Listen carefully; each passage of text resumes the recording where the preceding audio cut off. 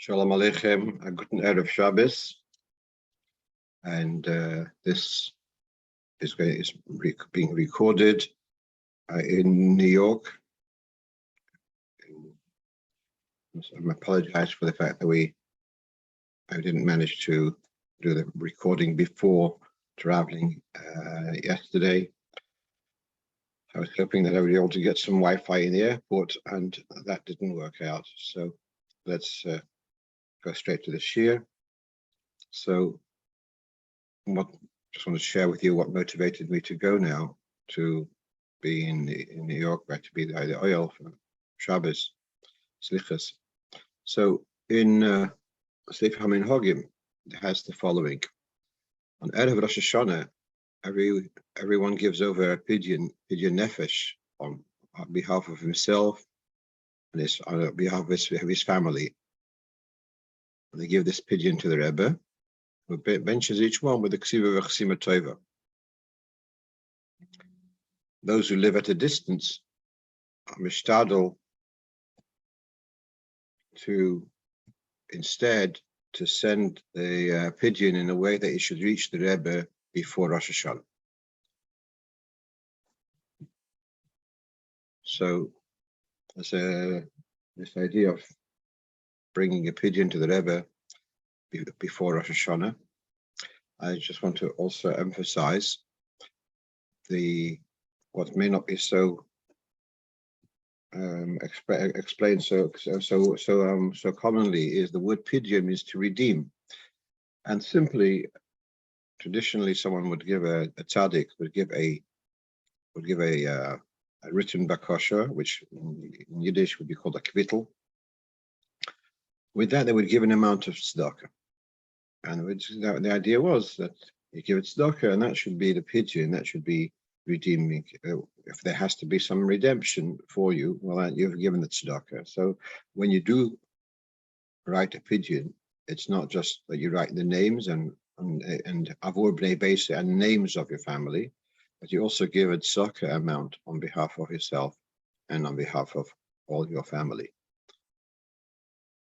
So here there's a difference between people who live close or those who live at a distance. And so I've many times had this question: do we live close or do we live at a distance? Here's an interesting sikha from Tov Shin Yud Daled to Yud Shvat, and the Rebbe is Fabrengi, obviously somewhere in Brooklyn, and he says how the fact that we are near the place of the resting place of the Rebbe is significant. When you go to the Tzion, when you go to the resting place of the tzaddik, so then you have extra help. But even when you don't go to the Tzion, but you're nearby, there's also the assistance, because you're able to go to the Tzion, which is nearby.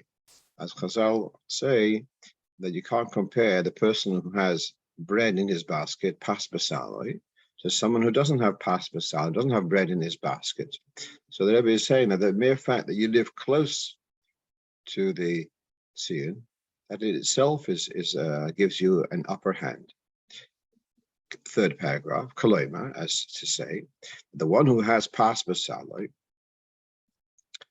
the one who has bread in his basket, is not as hungry as the one who doesn't have bread in his basket. So that means that the bread in your basket means that you are able to have less taiva, to weaken your passion. And same too here.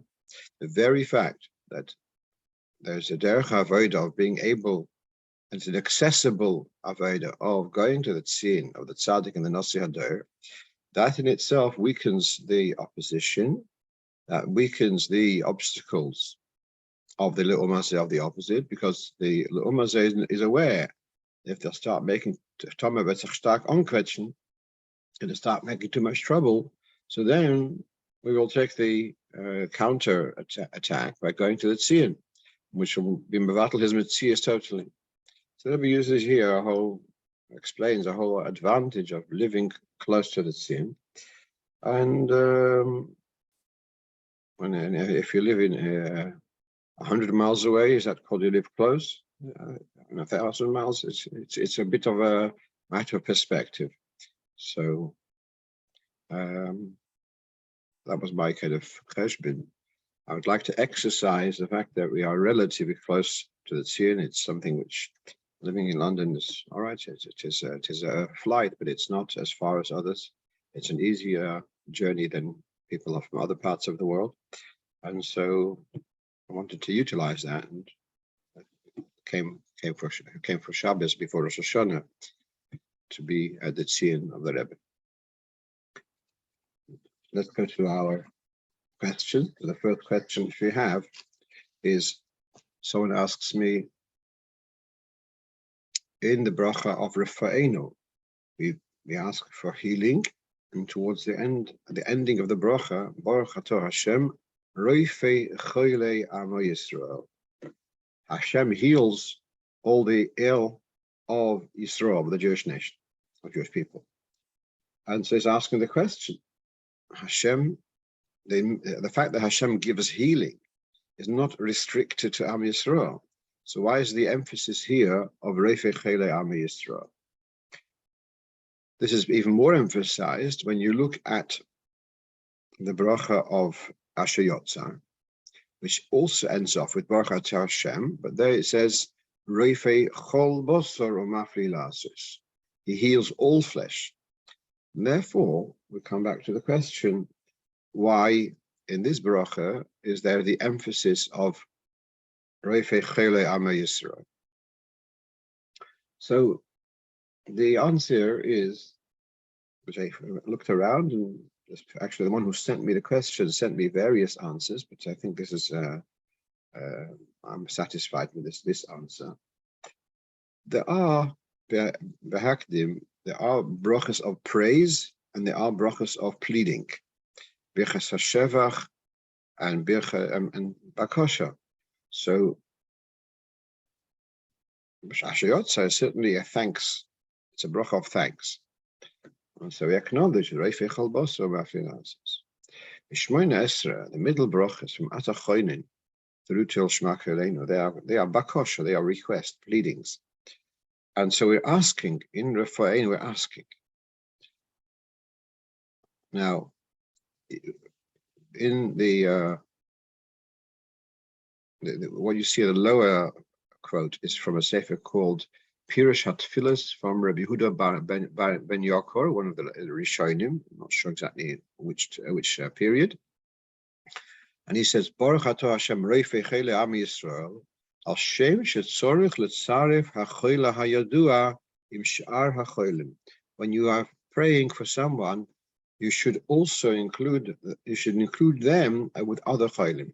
So always when we make a mishaberach, we specify a name and we say, Yisrael. He should be healed along with the other of Eden who are ill.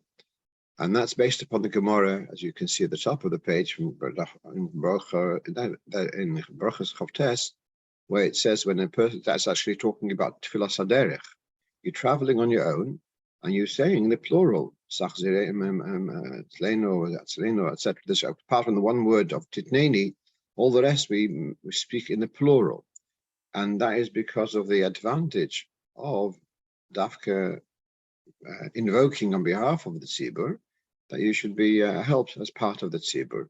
So in the bracha of Rov, we're asking for refuah, although we don't, in fixed text, there isn't obviously a specific name, but we could be having in mind.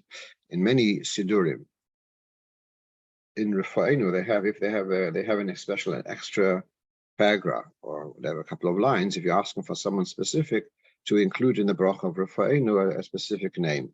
But even if not, the bracha of Rov is asking for refuah. And so when we ask for refuah for a particular person, we are including them at the end of the bracha, hence the Baruch atah HaShem Rov of Am Yisrael. Having said what I just said, I would like to, forgot to prepare it onto the screen, that there is a letter of the Rebbe that when you daven, when you do want to mention a chayla, it's preferable to include that dafka in the brocho of maakeh rather than in the brocho of Rofeinu. So if you do want to mention a particular name, Shtach Refuah Shlema Le so Ben Bas Soza, Spesech Sha'ar Chayil Yisrael, you do that in the middle of maakeh rather than in the middle of Rofeinu, which is, as I said, Minhag HaOlam is to do it in Rofeinu, but the Rebbe's guidance is to say it in maakeh, which is another discussion. I think we once discussed it in this forum. Okay, so here the next question is Pruzbul. As we know, on the Shemitah is a time to waive debts, outstanding debts, and to overcome this, so that the poor people should get loans rather than find just excuses. So Hillel instituted the idea of Pruzbul, and that is to be able to give your debts to the Beis Din, that they should collect them, and Beis Din are allowed to collect the debts. They're not phased by the mitzvah of Shemitah, of Shemitah's Kesofim, of waiving debts. So here's the question: when do we do the Pruzbul? And we in Chabad will have done the Pruzbul at the Erev Rosh Hashanah, the past Erev Rosh Hashanah, as the Alter Rebbe writes in the Shulchan Aruch. We've done the Erev Rosh Hashanah before Shemitah, and now do we do it again? So what's going on here, the background over here is that we have a machlokas harishonim. Particularly what's relevant to us is the Rambam and the Rosh. The Rosh, he says that there's two levels in the waiving of debt for Shemitah. Because he sees if one pasuk, it says, as you can see in its quoted pasuk here in the second line of the lower text, as soon as it's Shemitah, so you're not allowed to demand your debts. So the waiving of debts is at the beginning of Shemitah. But then elsewhere we get the impression of Miketz Sheva Shonim at the end of 7 years. That's when Shemitah comes in. So when is the waiver of debts? From the beginning of Shemitah or from the end of Shemitah? So the Rosh, he differentiates and he says, there is one level of you not demanding payment. There's another level that even if the borrower comes and offers to pay, you should say Mishamit Oni, that I waived this debt. So the Rosh says you're not allowed to demand even from the beginning of Shemitah. Because it says like Kikara Shemitah Hashem. So then you're not allowed to demand. If the borrower offers to pay, then during Shemitah you can accept the repayment. After Shemitah, you'd be bound to waive the debt unless you did the Pruzbul.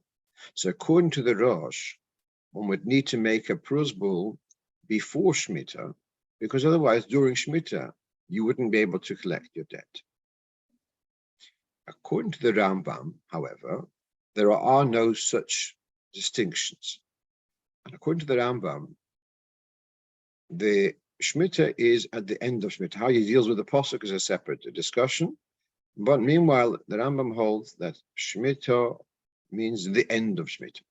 That Shemitah's Kesofim, the waiver of debts, is from the end of Shemitah. And so according to the Rambam, during Shemitah, you are able to collect a debt. It's only after Shemitah that you can't. So according to the Rosh, there seems to be no point in making a Pruzbul at the end of the 7th year, because you can't give over to Beis Din what you can't do yourself. The idea of Pruzbul is before it goes out of my hands, I'll give over to Beis Din. Once it's gone out of your hands, you can't give over to Beis Din. So according to the Rosh, you can only do a Pruzbul whilst it's still in your hands, which is in the 6th year. According to the Rambam, you can charge your debts. You can collect your debts during Shemitah, and therefore you can and should make a Pruzbul in the at the end of the year Shemitah before Shemitah ends. So this is according to the Rosh, Pruzbul was previous Erev Rosh Hashanah.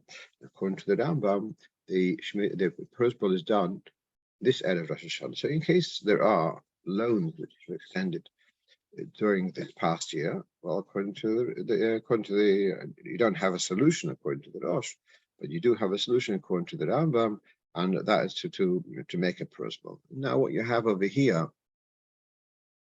is from the Otzim in Hoge Chabad, just quoting from the Luach Kel Chabad, which writes that you should make a Pruzbul also at the end of the Shvius of the 7th year. He writes that Erev Rosh Hashanah Tavshin Chav, the Rebbe did make a Pruzbul, and some other years. Then Lamed Daled and Mem Aleph he didn't. But then he writes Erev Rosh Hashanah Tavshin Mem Ches, the Rebbe did declare the Pruzbul, and he explained himself that he wants to be Yotzar Deya, that he should be making a Pruzbul at the end of Shemitah. And then Rabbi Monshe Alav Shalom, he refers us to the Shalshelas Hayachas. At the beginning of Luach HaYom Yom, the Rebbe included biographical details of each of the Rabbeim about the significant projects which they did at particular times, landmark events, and his own biographical sketches weren't there until many years later, when they reprinted. I'm not sure exactly which year, but someone was given. They wanted to update the Hayom Yom, and they included biographical sketches of the Rebbe, and the Rebbe was maakeh. I remember someone pointing out that all the years that the Rebbe was studying in Paris and in Berlin, those details are not mentioned at all. All it says there is he was just devoted to learning Torah diligently, but then in so Monchen writes in end of Tavshim Mem Ches, which is a mistake. It's Tavshim Mem Zayin. There it says there that the Rebbe was ma'orer they should do a Pruzbul in the end of Shvius. He doesn't find where did a sicha that the Rebbe said you should make a Pruzbul. He couldn't find this on record. Well, here you have on the left, you have here the piece from the Hayom Yom, which I say was muggah from the Rebbe, and the last line of Mem Zayin is Ma'orer sheyomer nusach haPruzbul gab b'soif shana shvius. He does arouse to say Pruzbul at the end of Shemitah, which is like this Erev Rosh Hashanah. And well, the fact that he turned around by Haftarah and Darim and says, let's do a Pruzbul, says a Pruzbul, well, that's perhaps what it means that he was ma'orer. And so, Lemaisa, after all this whole discussion, yes, do you make a Pruzbul this year again, in addition to what you did last year? The answer is yes. And for men, it's fairly simple that you're going to, at the end of Haftarah and Darim in Shul, you'll say the Nusach Pruzbul. For women who don't have that opportunity, so I think, as far as I remember, in the Hamish Luach, Adas Luach or other Luchas probably have a Nusach Pruzbul, and you can fill that form in, and I guess this is somewhere where you should deposit it. Okay. So here I have a question, question number 3. There's a Yid who has a significant amount of guests each Shabbos, and so wisely, instead of his wife slaving all the time, so they have a goysha helper. Comes in on every Friday, helps prepare, helps serve, helps clear up, and at the end, deserving, she earned her money, wants to get paid. So what they've been doing, they've been preparing an envelope with whatever she's entitled to for the 3 hours, let's say. And there's an envelope with cash. And when she's finished, she takes the envelope and goes and says good night. Is that acceptable? Just to make it a little bit interesting, it can be also in the summer. It could be that by the time she leaves, if they start Shabbos early, that it's still it's not dark yet, and she may go on her way. So does that make things any different? So why is this a question? Because you can say, listen, I'm doing nothing. I'm not paying them. I'm leaving. I left the envelope from before Shabbos, and they're taking the money. So here we've got two sources where to say it's not okay. I'm going to go down to the second source, which is from the Shmone Shabbos Halocho. That is in chapter Lamed. Lamed Gimel is the newer edition. The older edition, it's paragraph Chavtes, but it's chapter Lamed, regardless. And it's talking there about employing the services of a goy on Shabbos. So he writes that after Shabbos, you're allowed to pay the goy for the effort which they did on Shabbos. But you should not pay them with money on Shabbos itself, even to show the goy where the money is. The goy should take the money on their own. Is also not allowed. So he says clearly you wouldn't be allowed to do that. And similarly, I mean, that's in Shmone Shabbos Halocho. The upper quote is from the Alter Rebbe's Shulchan Aruch, actually in Hilchos Yom Tov, talking about purchase. And it says that the goy would not be allowed to pay you. You wouldn't be allowed to pay the goy for a purchase on Yom Tov. I say they brought you some delivery. You wouldn't be allowed to pay them on Yom Tov for that food, and emphasizes even if you show the goy where the money is, the goy should take the money on their own. They wouldn't be allowed, because it is obviously a form of maakeh or memka. It's a form of trade. So what we're seeing, that's why I first went to the first source. Our first Shmone Shabbos Halocho talks about hiring person. Here it's talking about a purchase, but it's the same principle. The fact that you are paying for goods or for services, and the payment is going from your ownership to a guy's ownership on Shabbos, that's not okay, because of the issue of doing trade on Shabbos. I know that in the case where a patient needs to have a taxi to get back from hospital, so the minhag is to be more lenient to show to show the guy where to take the money from. I guess there you have no choice, but really that's not an acceptable solution. Really, it should be that the payment should be settled after Shabbos. The other, I didn't manage to address carefully what happens if you've started Shabbos early. So generally, if you've started Shabbos early, so then there is something that you can still ask. If I'm Makabel Shabbos at 6 o'clock, let's say, I can still ask a goy or even a yid to do a melacha after I've been Makabel Shabbos until Shabbos proper. Why I hesitate is there may be a difference in this, whether you've davened ma'ariv or not, because ultimately there's a whole discussion that it becomes I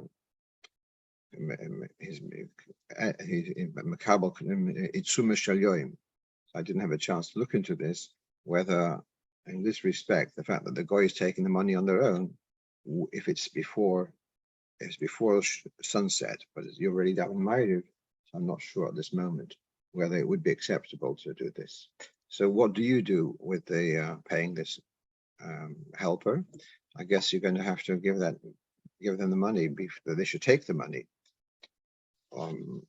before Shabbos begins, on the understanding that they will stay for the next few hours and next week if there's anything. If they work more hours, they'll put in more money next week to pay up for what's owing. Let's go on to the next question. And someone asked me, does a swimming pool require a maakeh? Possibly this. We had a discussion last week or 2 weeks ago about a maakeh around a factory roof, and I guess that stimulated this question: does a bathing pool need a maakeh? Does it need to have a railing around it? And I did a bit of a search on this, and I saw several that said, sure, it needs to have a maakeh, it's enough sakana, and therefore it needs to have a maakeh. Now, I want to explain that a maakeh would have, if requiring a maakeh around a pool would mean a fence around the pool itself. That means immediately around the pool, there's a fence. In my humble opinion, that is actually dangerous, because it's typical when you use a pool that if you want to get out of the pool, you don't necessarily go to the steps, the end of the pool. You may be a little bit exhausted, and you go to one side of the pool and you hold onto the railings. You may jump out of the pool over there. That someone should not be able to get out of there because there's a railing. They're going to have to go to the end. That's actually, I think, certainly not the way pools are used. Typically, a pool has got open space all the way around, and so so it doesn't have a maakeh. Does it have safety? Sure, it has safety. That to enter the area, you have safety measures, but the actual pool doesn't. It's not the design does not have an immediate fence around the pit, which is called a pool. And so I was pleased to find in this sefer, which is a specialized sefer on maakeh, a sefer called Sisa maakeh. So he writes, Berichat Shechiyah, a bathing pool or swimming pool, is not the same as a ditch in the middle of the street or in the middle of your property, which does need to have a maakeh. If you have a well in the middle of your garden, you'd need to put up a maakeh. A swimming pool does not require a maakeh. Of course, there's a geder, there's a fence around, a surrounding fence to protect. But that's not immediately next to, that's absolutely imperative. And the same thing a mikveh. Usually mikvehs do have a built-up fence, but it's not a chiyuv to have a built-up wall around the mikveh or a railing. It's not a chiyuv. You can have it an open mikveh. Of course, you need to have safety. If it's going to be in a public place, you'd have security measures. And I've seen in some places they would have the handle to the mikveh door. They have it high up so that a toddler, a young child, wouldn't be able to help themselves to go into the mikveh, and then chas v'sholem would be in danger. So yes. So in the footnote he writes, in a boyer, you'd need to have a pit, a ditch. You'd need to have a surrounding barrier right nearby. And that's the reason why you need to do that, because people don't expect, they're walking in an open space, they don't expect that there should be an open hole there, and therefore it's dangerous. But a pool, if there's a pool in the middle of a garden, no one's going to miss it. It's so open that it's not a question of, it's not dangerous as in it might be overlooked. So again, the mitzvah of maakeh does not apply. Does it need to be have protection? Of course, no question about that. Okay, we move on. So one of our listeners asked me about someone having a cup of coffee. He comes to Ma'ariv to shul, and the shul has a generous tea room, and so he makes himself a coffee, and he starts having the coffee, and then they daven Ma'ariv, and then he continues having his coffee after Ma'ariv. Does one need to make a new brocha because you're daven in the middle of eating? So what we're seeing over here from two sources, we have from the Alter Rebbe's Shulchan Aruch Siman Kuf Ayin Ches, Then we have the specialist sefer Sharei HaBrocha.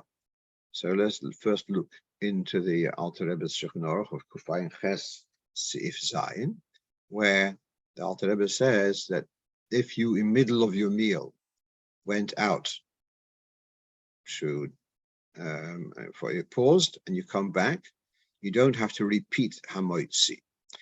Even if you went to shul to daven and you were there for a while, so long as you hadn't distracted yourself from coming back to resume eating, then you don't have to say Hamoitzi again. The fact that you daven in the middle of the meal is not called a hefsek, even if it was that imposed upon you because it was so late that you couldn't leave davening for later. You still and even though whilst you're davening, obviously you can't eat whilst you're davening. That doesn't count as a hefsek. When you bench, and after benching you have to make a brocha hagofen, that is because when you bench, that means it's a withdrawal of eating and drinking, and therefore when you resume drinking, you have to make a new brocha. But davening is not a withdrawal. It may be a distraction, but it's not a withdrawal. And therefore, after davening, you can continue with your what you're eating, and you don't have to repeat the brocha. Now, in case you'd start differentiating between hamoitzi and other brachas, so that's why I'm supporting myself with what he writes here in this sefer, Sharei HaBrocha, that tefillah is not called a hefsek.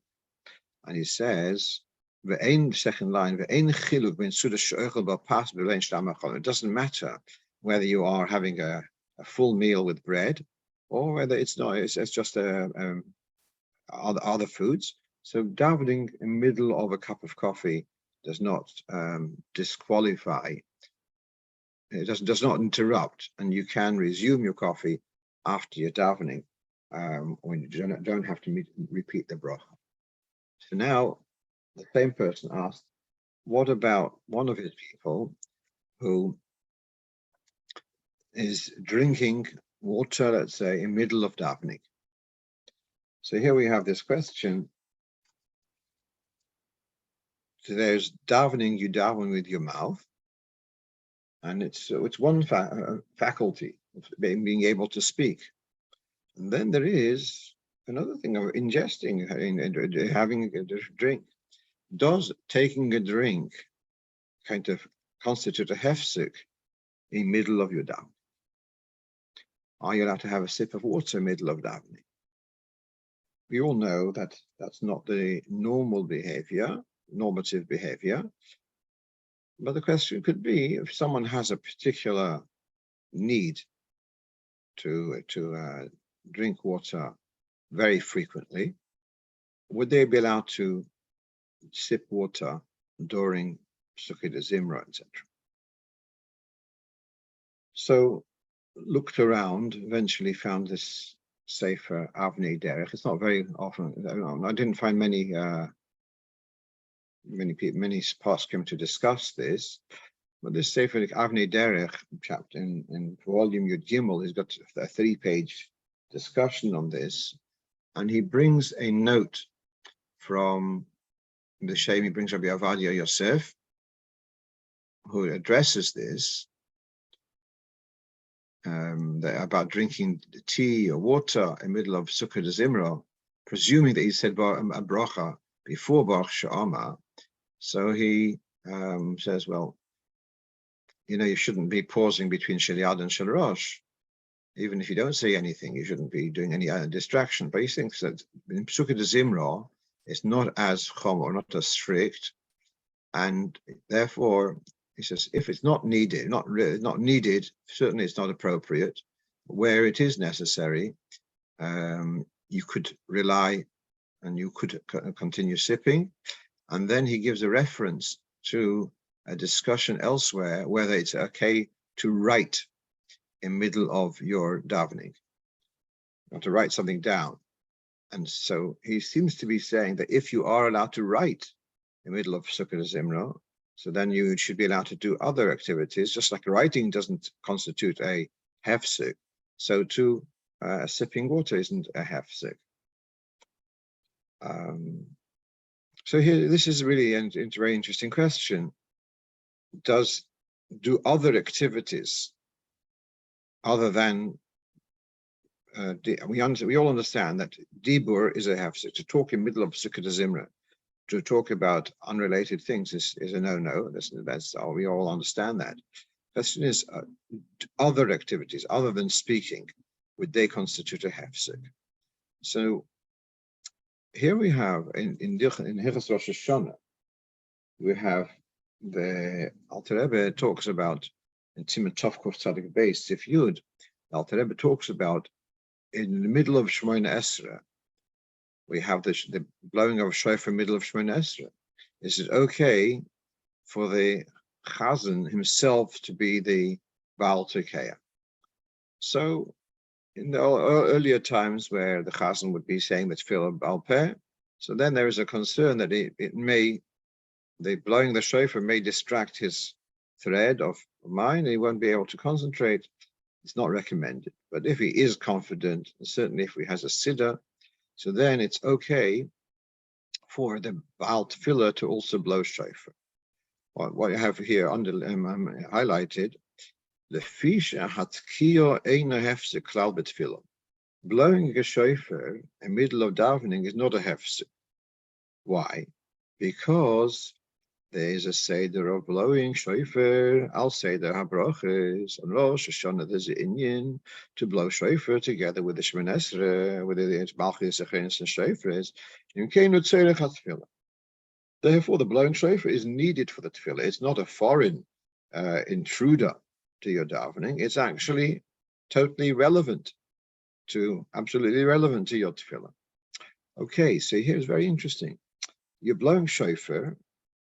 It's not tefillah. It's not mouthing words. It's blowing shofar and it's actually using an instrument, a shofar. If it weren't tzorech tefillah, then it would be a hefsek. So if blowing shofar, if it weren't tzorech tefillah, would be a hefsek. So sipping water would also be a hefsek, unless it's tzorech tefillah.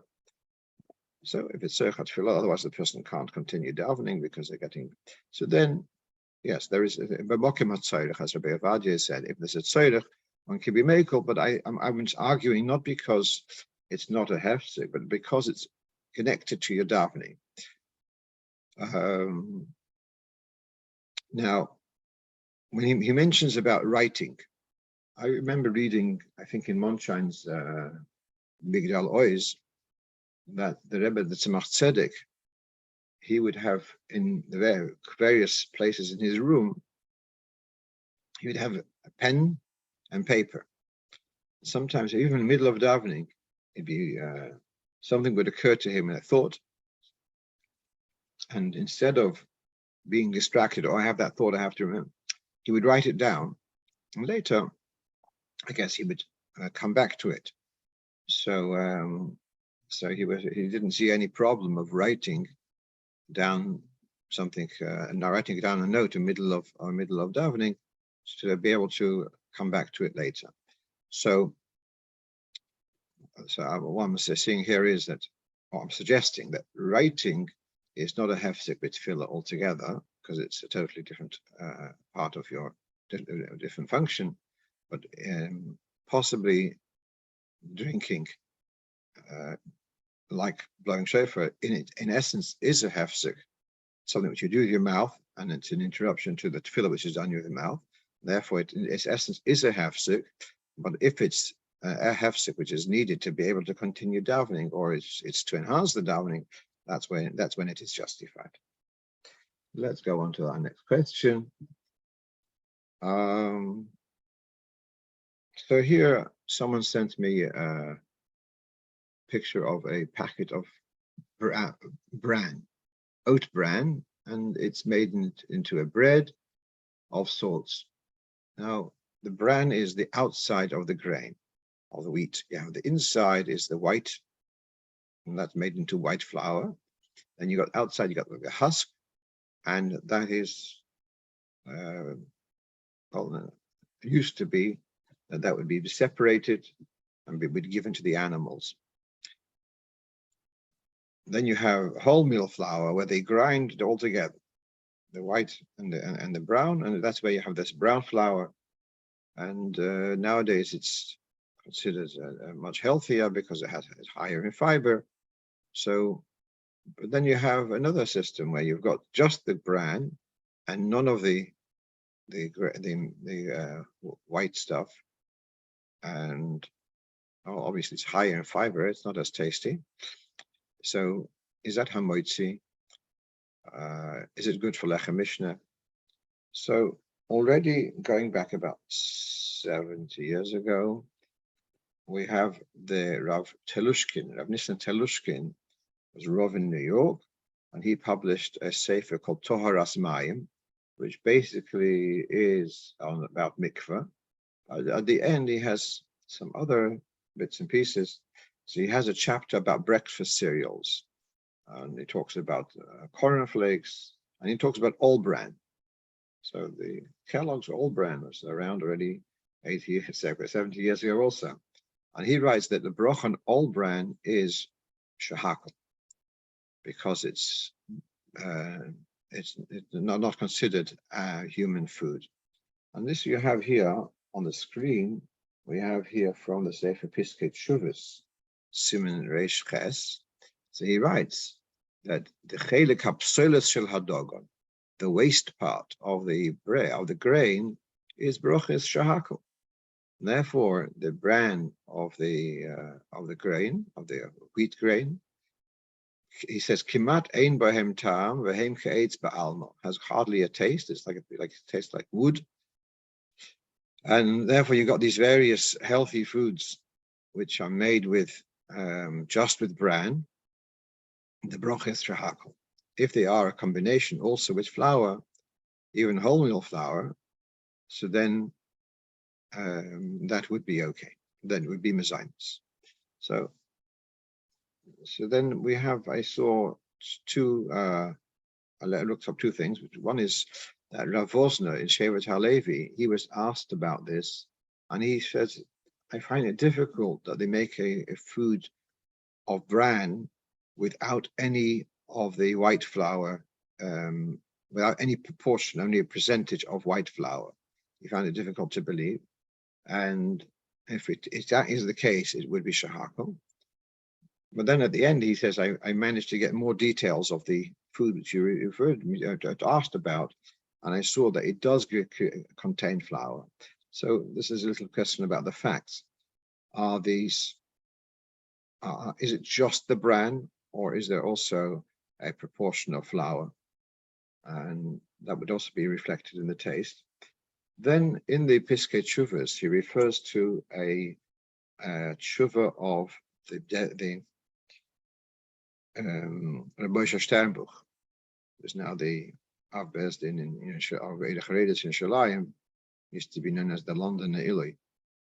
So Moshe Sternbuch, he finds it. He says, when we say something is not normal, it's not human food, really. So if that's indeed the case, the majority of the population will regard it as animal food. You're right, but norms can change, and if indeed food from bran alone becomes a common food for humans, then we should say it is a human food, and then the brocho should be hamoitzi or mezainis. So really, that's an interesting thing. So according to him, he would disagree with Rav Telushkin, I guess, because all bran which is sold in shops is obviously not to feed cats and dogs. It's sold for humans. It's only my own experience. It's what he says here. It doesn't have any taste. It's ke'etz be'alma. That was my feeling last time I had all bran on its own. But if you enjoy the taste, if it is palatable, so then perhaps it does become a Zionist. So, but really, to answer this question, is it if they make these chalas? Now the question which I was asked for lechem mishnah. If the chalas are made just with oat bran, without any flour, that would be questionable whether you make hamotzi, and therefore I think whether it's usable for lechem mishnah. If it's got even a small amount of flour, but it's just enhances the taste to some degree, then it will become hamotzi or mazonos, depending on the recipe. Okay, got a call last Friday, and the call was that the caller's asking, he has been caring for years for an elderly gentleman who is now in hospital, and the prognosis is that he doesn't have very long to live. And it was Erev Shabbos, and they're not sure whether he'll make it over the weekend. And his question was, if I get a call on Shabbos, the person is totally with it, as a way, they're aware what's going on, totally conscious. But so would he be allowed to go by taxi, by a minicab, into the hospital to be with this person at his last moments? Is that something which justifies Chilul Shabbos, Amir L'Nochri? I was a little bit, I wasn't sure how you answer, because normally we talk about pikuach nefesh, we talk about doing something to address the needs of the patient. And so, Amir L'Nochri, he was like and it was an interesting situation. I asked around, I was told that this is the psach, it is okay to have a goy drive you to the hospital. And the explanation, which I understand now, is we have a halacha, and that you have from the Rebbe that a person who is bedridden, even if they're not in danger, you are allowed to use the services of a goy to look after their needs. So here's an interesting twist. In our case, we're talking about a person who is ill, obviously. On the other hand, it's not as if you're going to give them physical relief for their needs, but you are going to give them tranquility. And so I felt that is tzorche hachayla. It is a need, and so it's a different type of relief. But that relief would be in order to provide that relief, it would be allowed to do Amir L'Nochri. It would be allowed to use the services of a goy. So in the case of taking a taxi, that would be okay. And we've gone through this in other times. The Alter Rebbe has this position that for a choyle she'ein b'sakana, I am allowed to do something kilachayad. We are allowed to do even melochem and hatoda in an unusual way. So the actual use of the taxi to go to the hospital, that's okay, because Amir L'Nochri. How do you call the taxi? So then you'd use your knuckles or something to press the phone and call. So you do use kilachayad. Perhaps we discussed this before. This past Shabbos, I had reason to go into the pharmacy, to the chemist, for someone who needed some plaster. It was a bit urgent. And so this Boots on Stamford Hill has got automatic doors. So the door opened because another person, a non-Jewish person, walked in. So I walked in with them. But then to go out, there was no one in a rush to leave the shop, and I was in a rush to come to know what I went in for. So how do I go out of the shop with these automatic doors? So as I get closer to the door, I started walking backwards, activated the sensor, kilachayad, and then went on to find the person to whom to help, which I had gone to the shop for the first place. So I'm just sharing this with you, the idea of doing something for a choyle she'ein b'sakana, to do it in a way of kilachayad, that is okay. Question number 9 is we are very, very aware of the rising costs of energy in the UK, and the government have provided some grants to help people pay their energy bills. So someone's asking me, he gets this money from the government to help with the energy bill. Is it considered an income to have to put aside maakeh? He's really concerned that if he puts aside maakeh, he's going to be struggling to pay his energy bill. So what we have in front of you is from the Sefer Tzedakah or Mishpat, which is a specialist Sefer on tzedakah, and he writes, if someone's been given money to pay for medical needs, or a family member, or a marriage of a member, does he have to give a maakeh? You can say that the money was given to him with specifically for this medical need or for this simcha, and so the Chikrei Lev, whom he's quoting, says he does recommend to give maakeh from corresponding to this a tenth of this grant. And then he goes on. He says, if you were given an amount with the clear understanding that you shouldn't be taking maakeh, then you can't give maakeh. Basically, what's being said over here is that, let's say, if there's something, a project which you would not be doing, and someone gives you money to do that project, so then you don't have to put aside maakeh. I was just on the plane yesterday, and a man from France, we met at in JFK we met. So he has a child who has special needs, and someone likes this child and gave a ticket for the child to go to visit, to be at the oil. So I'm just thinking now, would he have to put aside maakeh? No. If someone gave him a few €100 so that this child should be able to travel. If he wouldn't get the money, he wouldn't travel. There's no need to put aside maakeh on that.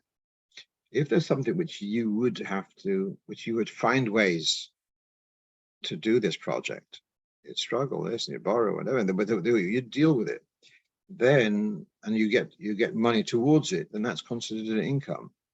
So my response to this is that the government grant for your energy bill is an income, and because if they hadn't given you the grant, so then you'd probably be struggling to find that money elsewhere, or perhaps you'd find other ways of. But I do see it as an income, therefore maakeh should be included. What I would say though is that it depends whether they give you cash in hand or they pay it directly to the energy company.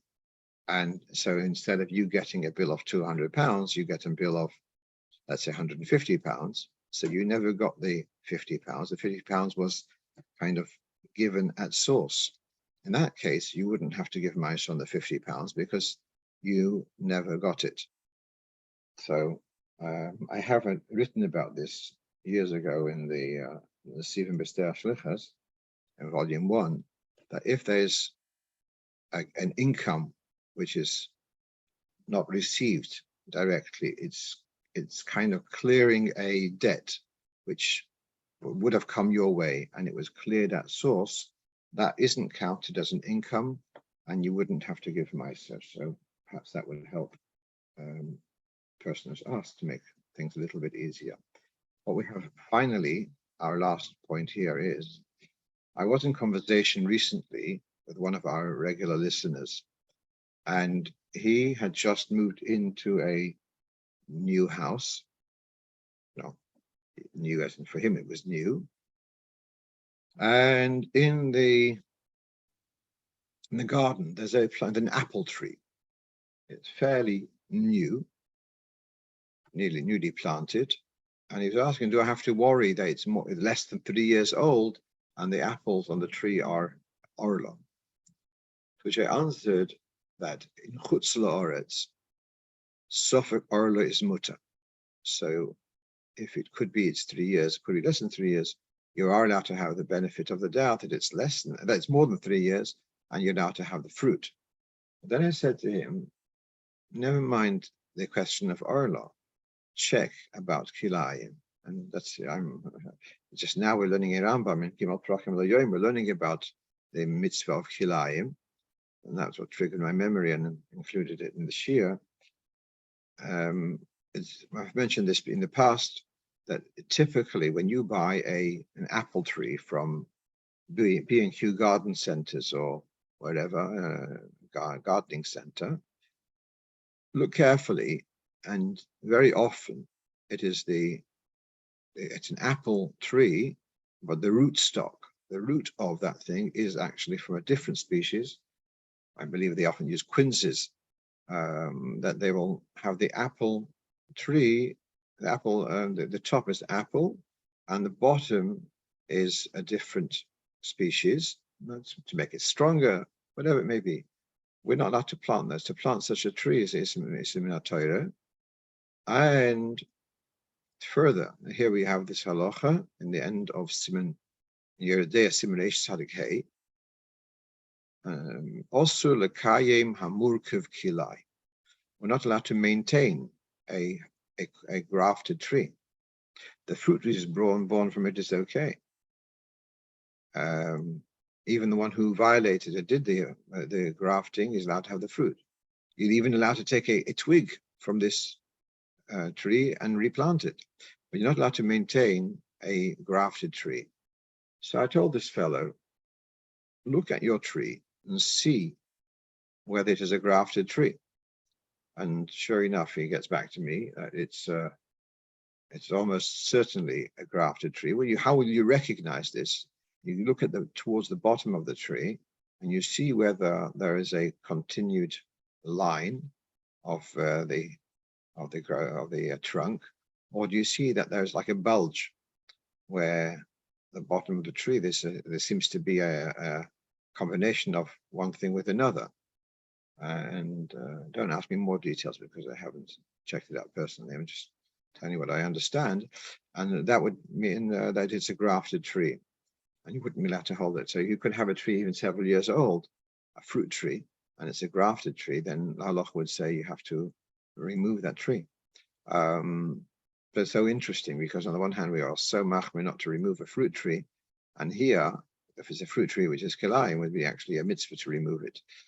In the Shulchan Aruch, in the shiur, in the Piskei Tshuva, quotes from some Sofer, he was asked from Hungary, where there are places where it would seem to be very, very common that people would plant vineyards, which were the Muslims would plant vineyards, which were, or other orchards, nuts and combinations of nuts and peaches, whatever. And there would be lots of murkavim, lots of grafted trees. And so whilst the Shulchan Aruch takes the view that if you have a grafted tree, you do have to uproot it, some Sofer shows some poskim say that you would be allowed to leave it be. So that's a limud zchus, that if you have a big investment in a whole vineyard and it's all murkavim, then there is some Sofer who is kind of melamed zchus to leave it be. But certainly lechatchila, that wouldn't be the correct approach. And if you have such a grafted tree, I'd say to remove it. And if you want to be Yotzar, you ask the guy to buy it from you. They shouldn't be your own tree, but it's something which one shouldn't maintain in one's possession. Okay, that's the end of today's list. And HaShem, I wish you all a good Shabbos and inspiring slichas and ksiva v'chasima tova, haShono tova.